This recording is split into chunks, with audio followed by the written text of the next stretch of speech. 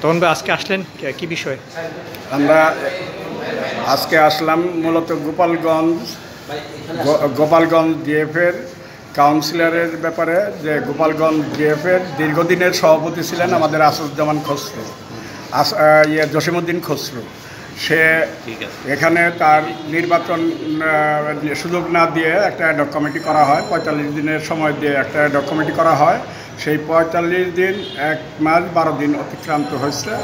সেখান থেকে গোপালগঞ্জে ইলিয়াসের সাথে গোপালগঞ্জের কোনো সম্পৃক্ততা নাই। উনি গোপালগঞ্জের জানান নাই, কোনো মিটিংও করেন নাই। উনি সম্পূর্ণ জালিয়াতির মাধ্যমে জাল কাগজপত্র তৈরি করে ওনার ভাইকে এখানে ডেলিগেট হিসাবে জমা দিয়েছেন। এখানে গোপালগঞ্জ ডিএফের দীর্ঘদিনের সভাপতি জসিমউদ্দিন খসরু সাহেব আছেন।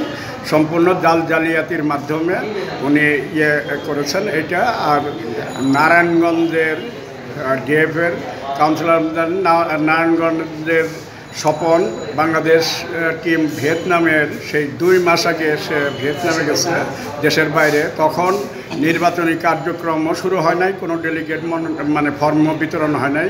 ২ মাস আগে উনি ডেলিগেট ফর্ম হস্তগত করে সেটা আবার জমা দিয়েও গেছে। এইরকম বিভিন্ন জেলায় কুড়িগ্রাম, নওগাঁ, ফেনী, গোপালগঞ্জ, নারায়ণগঞ্জ, ঢাকা জেলা ঢাকা বিভাগ কোনো কমিটি নাই।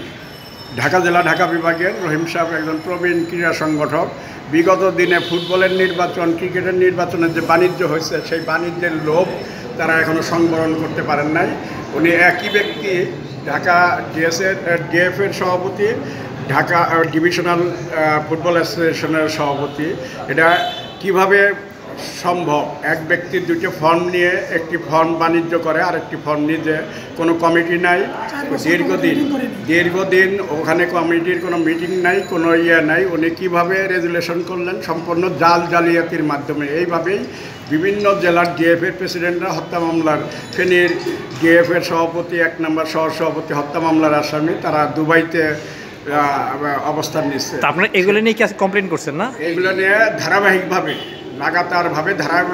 আমরা কমপ্লেন করতেছি, প্রতিবাদ এবং কমপ্লেন। যে নির্বাচন আমরা উপদেষ্টা মহোদয়ের দৃষ্টি আকর্ষণ করি আপনাদের মাধ্যমে।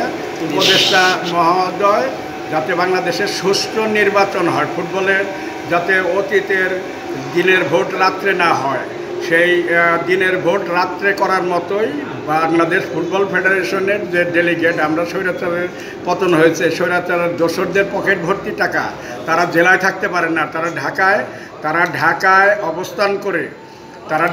অবস্থান করে গোপন স্থান থেকে বের হয়ে এসে এখানে ডেলিগেট ফর্ম পূরণ করে জালিয়াতির মাধ্যমে কাগজপত্র তৈরি করে তারা অবৈধভাবে ডেলিগেট হচ্ছে।